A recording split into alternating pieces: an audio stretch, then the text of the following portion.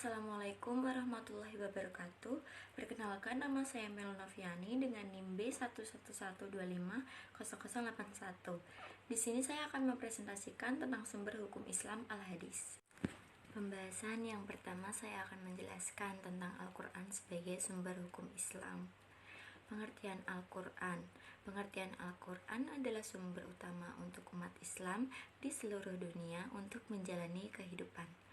Al-Quran adalah mukjizat terbesar Nabi Muhammad yang diturunkan kepadanya secara berangsur-angsur melalui perantara malaikat Jibril. Al-Quran merupakan istilah dari bahasa Arab yang memiliki arti bacaan. Al-Quran diturunkan oleh Allah melalui malaikat Jibril dan diturunkan secara berangsur-angsur di kota besar Mekkah dan Madinah sejak tahun 610 Masehi sampai kematian Nabi Muhammad tiba, yaitu pada tahun 632 Masehi. Kedudukan Al-Quran sebagai sumber hukum Islam dibagi menjadi dua. Yang pertama, sumber utama dan pertama. Semua hukum dan sumber hukum Islam lainnya seperti hadis, ijma, dan qiyas harus merujuk dan tidak boleh bertentangan dengan Al-Quran. Jika suatu masalah sudah jelas hukumnya dalam Al-Quran, maka tidak boleh mencari jawaban dari sumber lain. Yang kedua, hukum yang sempurna. Al-Quran berisi susunan hukum yang sudah lengkap, yang mencakup pokok-pokok ajaran dan kaidah-kaidah syariat untuk segala zaman dan tempat. Sebagaimana firman Allah, "Pada hari ini telah Kusempurnakan untuk kamu agamamu, dan telah Kucukupkan kepadamu nikmatku, dan telah Kuridhoi Islam itu jadi agama bagimu." Kandungan hukum dalam Al-Quran terbagi menjadi tiga. Yang pertama, hukum akidah, berkenaan dengan keyakinan terhadap Allah, malaikat, kitab-kitab, rasul, hari akhir, dan takdir. Yang kedua, hukum akhlak atau moral, yaitu berkenaan dengan nilai moral dan etika seperti kejujuran, keadilan, kasih sayang, dan larangan berbuat zalim. Yang ketiga, hukum amalia atau syariat, yaitu berkenaan dengan perbuatan atau amalan manusia, dan terbagi menjadi dua. Yang pertama, hukum ibadah, yaitu mengatur hubungan manusia dengan Allah, seperti tata cara sholat, zakat, puasa, dan haji. Yang kedua, hukum muamalah, yaitu mengatur hubungan antara sesama manusia dan meliputi dua hukum. Yang pertama, hukum keluarga, seperti nikah, talak atau perceraian, dan waris. Yang kedua, hukum perdata dan pidana, seperti larangan riba atau bunga, larangan memakan harta anak yatim, dan ketentuan hukum hudud atau pidana tertentu seperti pencurian dan zina. Dan pembahasan yang kedua, kita akan membahas tentang hadis sebagai sumber hukum Islam. Pengertian hadis secara bahasa berarti perkataan atau ucapan. Sedangkan menurut istilah, hadis adalah segala perkataan, perbuatan, dan ketetapan yang dilakukan oleh Nabi Muhammad. Hadis juga dinamakan sunnah. Namun demikian, ulama hadis membedakan hadis dengan sunnah.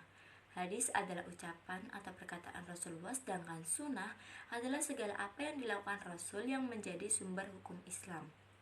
Hadis dalam arti perkataan atau ucapan Rasulullah terdiri atas beberapa bagian yang saling terkait satu sama lain. Bagian-bagian hadis tersebut antara lain sebagai berikut. Yang pertama, sanad, yaitu sekelompok orang atau seseorang yang menyampaikan hadis dari Rasul sampai kepada kita sekarang ini. Yang kedua, matan, yaitu isi atau materi hadis yang disampaikan Rasulullah. Yang ketiga, rawi, yaitu orang yang meriwayatkan hadis. Kedudukan hadis sebagai hukum Islam sebagai sumber hukum Islam. Hadis berada satu tingkat di bawah Al-Quran. Artinya, jika sebuah perkara hukumnya tidak terdapati dalam Al-Quran, yang harus dijadikan sandaran berikutnya adalah hadis tersebut. Hal ini sebagaimana firman Allah, "Dan apa-apa yang diberikan Rasul kepadamu, maka terimalah ia, dan apa-apa yang dilarangnya, maka tinggalkanlah." Fungsi hadis terhadap Al-Quran ada 4. Yang pertama, menjelaskan ayat-ayat Al-Quran yang masih bersifat umum. Contohnya adalah ayat Al-Quran yang memerintahkan sholat.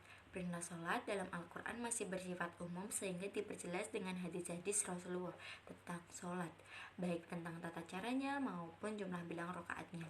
Untuk menjelaskan perintah sholat tersebut, misalnya, keluarlah sebuah hadis yang berbunyi, "Sholatlah kalian sebagaimana kalian melihat aku sholat." Hadis riwayat Bukhari. Yang kedua, memperkuat pernyataan yang ada dalam Al-Quran. Seperti dalam Al-Quran terdapat ayat yang menyatakan, barang siapa di antara kalian yang melihat bulan, maka berpuasalah. Kemudian ayat tersebut diperkuat oleh sebuah hadis yang berbunyi, berpuasalah karena melihat bulan dan berbukalah karena melihatnya. Hadis riwayat Bukhari dan Muslim. Yang ketiga, menerangkan maksud dan tujuan ayat yang ada dalam Al-Quran. Misalnya, dalam surat At-Taubah ayat 34 dikatakan, orang-orang yang menyimpan emas dan perak kemudian tidak membelanjakannya di jalan Allah, gembirakanlah mereka dengan azab yang pedih. Ayat ini dijelaskan dengan hadis yang berbunyi, Allah Subhanahu wa taala tidak mewajibkan zakat kecuali supaya menjadi baik harta-hartamu yang sudah dizakati. Hadis riwayat Bukhari. Yang keempat, menetapkan hukum baru yang tidak terdapat dalam Al-Quran.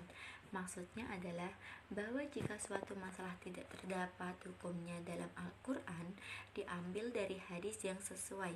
Misalnya, bagaimana hukum seorang laki-laki yang menikahi saudara perempuan istrinya.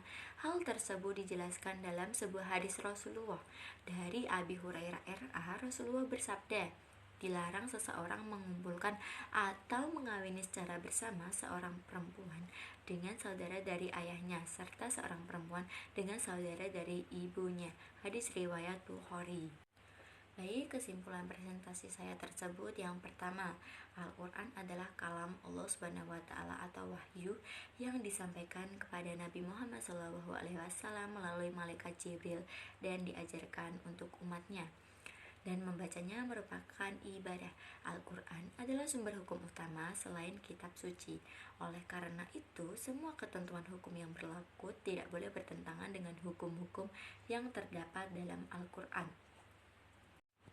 Kesimpulan yang kedua, hadis atau sunnah adalah segala ucapan atau perkataan, perbuatan, serta ketetapan Nabi Muhammad SAW yang terlepas dari hawa nafsu dan perkara-perkara tercela. Hadis merupakan sumber hukum kedua setelah Al-Quran. Dengan demikian, hadis memiliki fungsi yang sangat penting dalam hukum Islam.